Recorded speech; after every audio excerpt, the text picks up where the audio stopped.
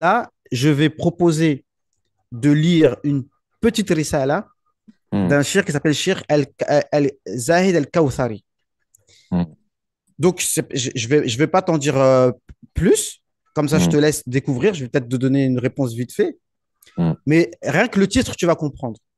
hmm. Il dit, le titre, c'est Allah madhabiyya qantaratun la diniyya. Ça veut dire quoi? Le fait de passer sur un madhab, c'est en fait un chemin vers la sortie de religion. Allahu C'est le Akbar. chemin vers la non-religion. Certains vont dire, Hmm, oh, mais il abuse un peu quand même. Attends alors. Écoute les arguments, tu verras. Tu vois. Parce que c'est comme on dit là.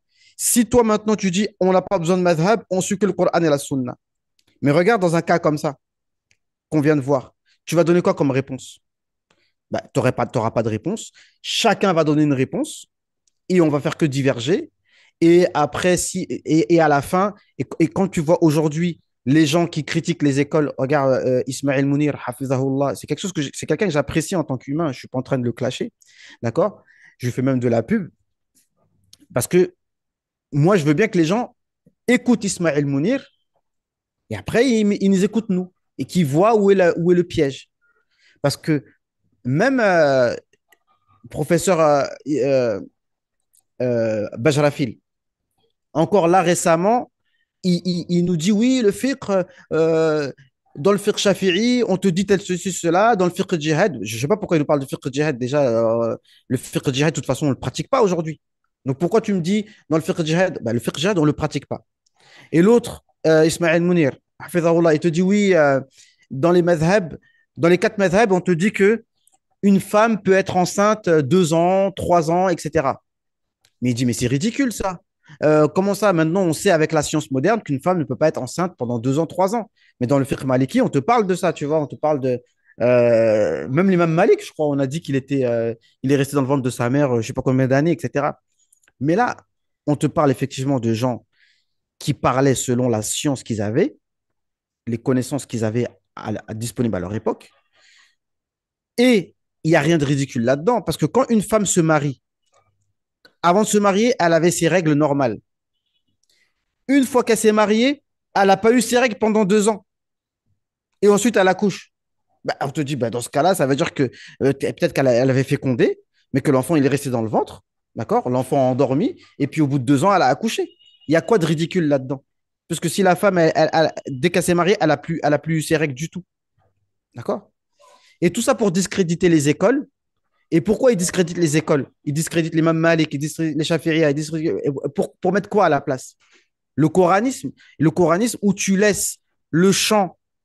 Parce que si c'est que le Coran, tu laisses le champ, chacun peut dire ce qu'il veut en fonction des époques. D'accord. Il n'y a plus de chaîne de transmission. Parce que Ismaël Mounir, il sort d'où toutes ces thèses? Il ne sort pas de nulle part.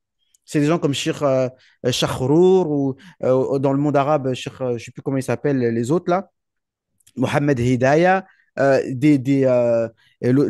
autre qui est, je ne sais plus son nom, un Syrien qui est installé en Angleterre. C'est des gens à la base qui sont des Azharis, c'est des gens qui sortent des écoles. Mais je ne sais pas pourquoi. Mais la raison, en vérité, moi, je vais te le dire.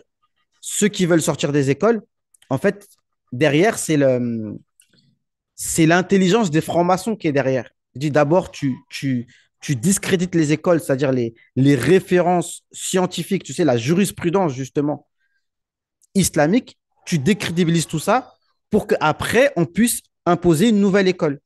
D'accord. Une école de n'importe quoi. Et cette école de n'importe quoi, c'est le wahhabisme en termes de fiqh. Parce que là, j'ai parlé beaucoup d'aqida. Maintenant, cette année-là, ça va être en mode fiqh. J'ai beaucoup travaillé dans l'aqida.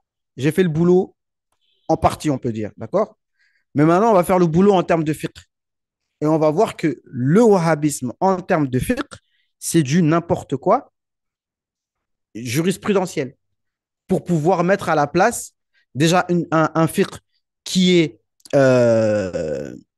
qui donne pas envie en fait, tu vois, un fiqh qui donne pas envie, qui fait fuir les gens, d'accord? Parce qu'il y a pas la subtilité du fiqh, l'intelligence du fiqh, parce qu'il faut savoir une chose, c'est que ce que eux ils critiquent oui, ils vont prendre effectivement des paroles qui sont bizarres parce que à leur époque, des fois, il y a des avis bizarres. L'imam Shafi'i qui te dit que ta fille de zina, c'est pas ta fille. Tu peux même l'épouser.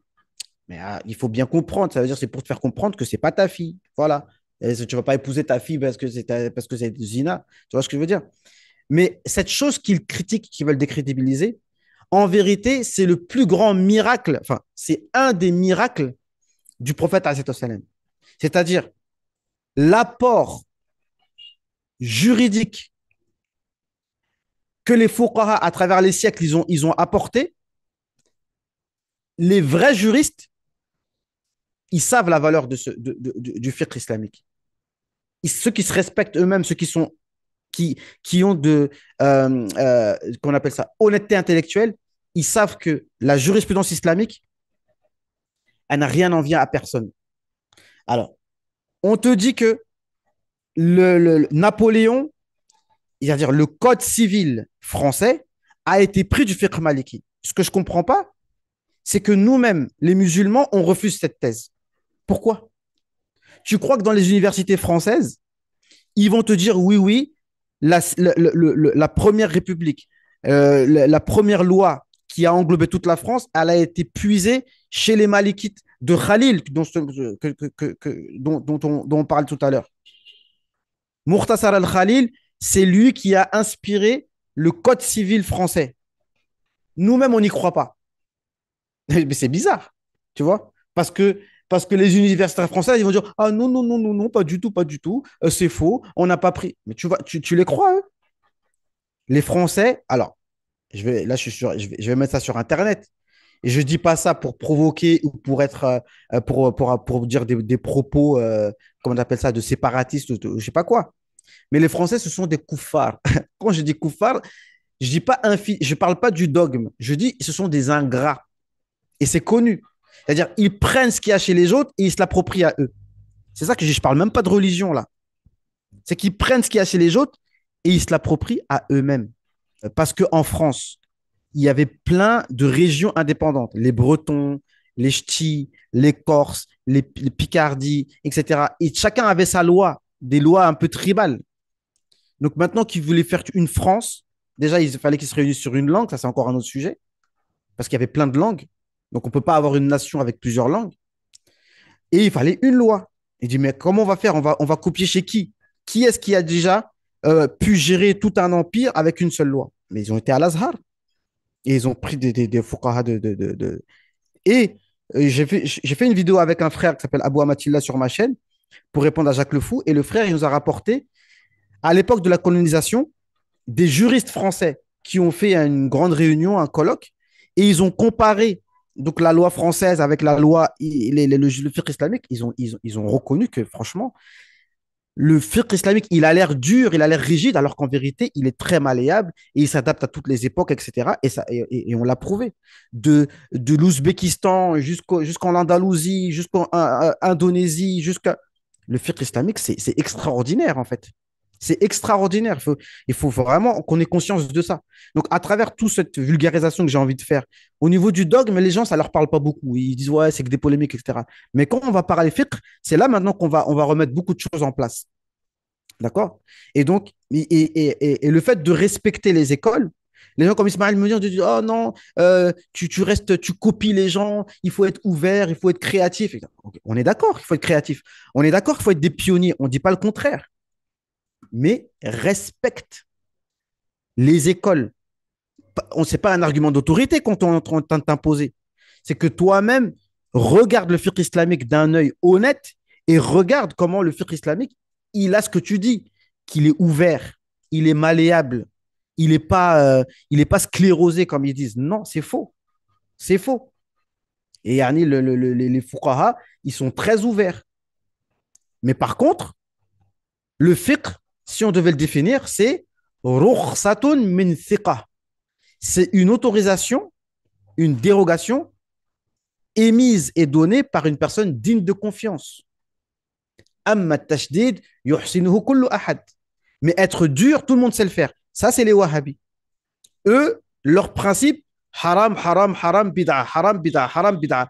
Et les gens comme Ismaël Moudir, et les gens comme professeur Bajarafil, et tous les autres qui sont comme eux, ils réagissent à ça. Ça donne une autre réaction. Le wahhabisme crée des réformistes. Et les autres, là, les Jacques Le Fou, etc., ils disent, vous êtes sunnites, sunnites, sunnites. Mais je te promets, quand ils disent sunnites, pour eux, c'est wahhabi. Je te garantis. Et écoute-moi bien.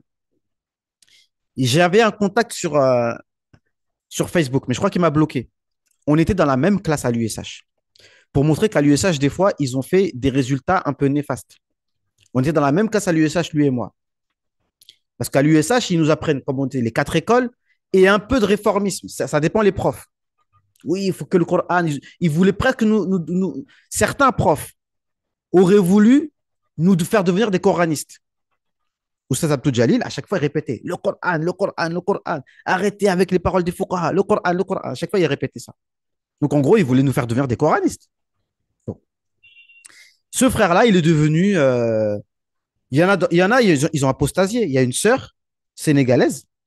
Maintenant, je crois qu'elle a dit je suis plus musulmane, tu vois. Alors qu'on était dans la même classe à l'USH. La ilaha illallah. Hein.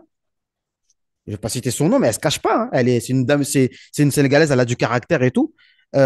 Super gentille, enfin, super gentille. Oui, super gentille, mais elle a du caractère, tu vois, mais elle n'est pas méchante. Mais aujourd'hui, elle dit, en tout cas, elle a enlevé son hijab. Allahu alam elle dit, en tout cas, elle a enlevé son, et maintenant, elle porte plus le hijab et elle milite pour ça. D'accord. Bon. Et maintenant, il suit le shir Shahrour, là, je ne sais plus quoi exactement. C'est quelqu'un qui, voilà, qui dit oui, il ne faut pas suivre les écoles, il faut suivre que le Coran, machin, machin, machin. Et il dit, vous, les sunnites, je ne sais pas quoi, je ne sais pas quoi, je ne sais pas quoi. Et donc, lui, il défend les apostats quand ils attaquent le fiqh. Ah, vous mariez des filles jeunes, vous faites ceci, vous faites cela, faites ceci. On en reparlera, tout ça. Le frère Abou Amatilla, il a bien expliqué que dans le fiqh, on a le droit d'interdire une chose qui est moubah. Et il faut faire bien la différence. Marier une petite fille de 9 ans ou de 10 ans, c'est du moubah, c'est pas obligatoire, c'est pas un pilier de l'islam. C'est autorisé, ça dépend. Il y a des conditions. Il faut elle peut supporter le rapport sexuel. Ça, il faut que c'est en fonction de l'époque, etc. Si elle a ses règles, si son corps le permet, etc. Et si jamais le gouverneur veut dire que maintenant, le mariage, ça se fait que à 18 ans, il a le droit. Et ça devient interdit, comme les feux rouges. Ça devient haram de griller un feu rouge. Tu vois, c'est haram de griller un stop. Parce que le gouverneur l'a décidé. Tout ça, c'est dans le fiqh, ok. Et donc, lui, quand les apostats critiquent le fiqh, déjà, ils critiquent le fiqh wahhabi et non pas le vrai fiqh. Et quand le frère, il me dit, ah, vous les sunnites, je dis, s'il te plaît, quand tu dis sunnite, tu parles de qui? Il dit, non, non, sunnite, sunnite. Vas-y, dis-moi, tu parles de qui quand tu dis sunnite? Et il commence à me parler de Ibn Baz. Je dis, ah, voilà. Donc, toi, quand tu parles de sunnite, tu parles de Ibn Baz. Moi, j'ai dit, pour moi, Ibn Baz, avec tout le respect que j'ai pour lui, non.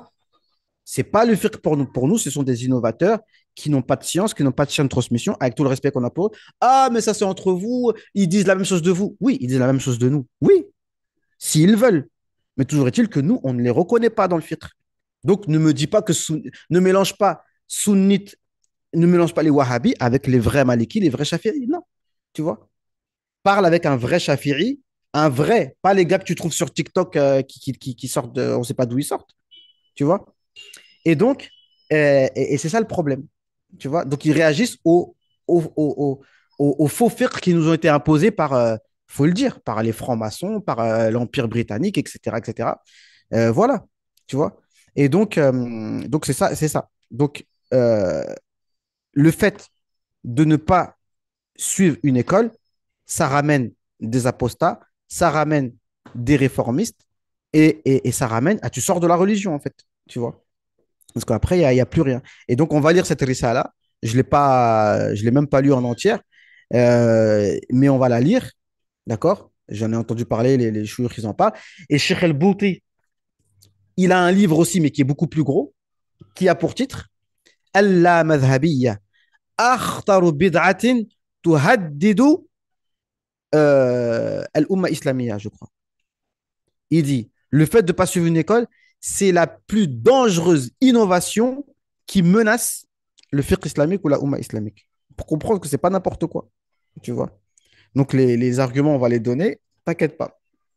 un par un, tu vois. Et justement, comme là maintenant, on est rentré dans le volet du fiqh, ça tombe bien, on va le faire. Ah, tu m'as motivé d'ailleurs. De toute façon, je compte le faire pour mardi prochain. Mardi prochain dans la soirée, Inch'Allah, on va faire cette petite risala et on va régler ce problème-là. D'accord? Bismillah, je serai présent. Inch'Allah. Non, Inch'Allah, ça marche. Donc voilà à peu près. Hein. J'ai pas tous les arguments, mais à peu près, tu vois, la dangerosité, elle est là. D'accord? Et le fait que. Et puis, il faut creuser cette histoire. Euh, euh, on sait bien que le code civil. Alors, si ça c'est vrai, parce que les gens comme Jacques Le Fou, je ne sais pas si tu connais, c'est les apostats, en fait, ils glorifient la civilisation occidentale. On ne sait même pas pourquoi. D'accord? Ça aussi, c'est un autre sujet. Comme si la civilisation occidentale, Zarma, c'était la civilisation parfaite. Tu sais, on ne sait pas d'où, on sait pas où est-ce que. Vraiment, on ne sait pas ce qui. Ils ont une telle aile de l'islam qu'ils ne voient même pas la mocheté. C'est vrai qu'il y a des bons côtés dans la civilisation occidentale, mais c'est bon, quoi. D'accord? Un Algérien apostat qui glorifie la France, eh oh, il y a un problème là, tu vois? C'est que t'es amnésique ou c'est comment? Tu vois? Bref, je voulais dire, oui. Alors des frères traditionnalistes, hein, Foucault, ils disent non, non, c'est pas vrai et tout. Parce que si on arrive à prouver ça, c'est terminé pour eux en fait. Parce que eux, ils voient, parce qu'il y a une vision un peu raciste, un peu suprémaciste, d'accord? Vis-à-vis de la science islamique, vis-à-vis du patrimoine islamique. Aujourd'hui, les gens qui sont occidentalisés, ils disent ah, c'est bon, tes trucs du Moyen-Âge, là. Tu vois ce que je veux dire? Il y a cette vision-là. Vos trucs d'arabo-berbère, là, vos trucs que vous faites à Tombouctou, ouais, c'est fini l'époque de Tombouctou. Tu vois? Tu sais, il y a un mépris des sciences islamiques, tu vois. Et de la part de gens, voilà, occidentalisés, qui voient les arabo-bamboula comme des arriérés. Tu vois? Donc, si on arrive à prouver que la civilisation occidentale qui glorifie a pris son droit de El Khalil, c'est terminé. Mais le fait que nous-mêmes on nie cela, c'est dommage. C'est un argument qui est décisif dont on se prive. Alors ils vont dire oui, non, mais il faut être honnête, on ne va pas prendre un argument qui est faux. Ouais, ok, mais ça reste à prouver. Moi, je n'ai pas vu la preuve, parce que quand tu regardes le fiqh du mariage, c'est les mêmes arcanes, des fois c'est les mêmes arcanes dans le commerce. Tu vois, par exemple, khiyar al-majlis, dans le fiqh maliki, ça veut dire que, tu sais, quand tu achètes une chose, un délai de rétractation de 7 jours. C'est dans le fiqh tout ça. Fiqh maliki notamment. D'accord? Tu as le droit de rentrer chez toi avec la marchandise. Et alors que normalement, le hadith, il dit, lorsqu'on se sépare, c'est fini. Tu peux plus rendre la Hmm. marchandise. Mais dans le fiqh maliki, on dit que tu rentres chez toi, tu regardes bien la marchandise, tu l'utilises un temps. Si tu vois qu'il y a un problème, tu peux le rendre. Voilà. Hmm. Et tout ça, mais la ressemblance, elle est trop flagrante. Qui a copié sur qui? Le fiqh islamique, il existe depuis 1000 ans. Tu vois? Hmm. Donc, à un moment donné, donc il y a un côté civilisationnel, il y a un côté contre les Wahhabis, parce qu'il y a un côté politique là-dedans, tu vois? Donc, voilà. Non, donc, c'est à peu près ça. Hmm. Donc, Inch'Allah, de toute façon, je te tiens au courant, Inch'Allah, logiquement, je vais faire ça mardi prochain. La Inch'Allah. risala de Cheikh Kawthari, Inch'Allah. Barakallahu fik. OK. Bismillah ta'ala. Non. اللهم صل على أفضل صلاة على أسعد مخلوقاتك سيدنا محمد وعلى آله وصحبه وسلم عدد معلوماتك ومداد كلماتك كلما ذكرك الذاكرون غفر ذكر غافلون سبحانك اللهم وبحمدك أشهد أن لا إله إلا أنت أستغفرك وأتوب إليك سبحان ربك رب العزة عما يصفون وسلام على المرسلين والحمد لله رب العالمين بسم الله الرحمن الرحيم والعصر إن الإنسان لفي خسر إلا الذين آمنوا وعملوا الصالحات وتواصوا بالحق وتواصوا بالصبر السلام عليكم ورحمة الله وبركاته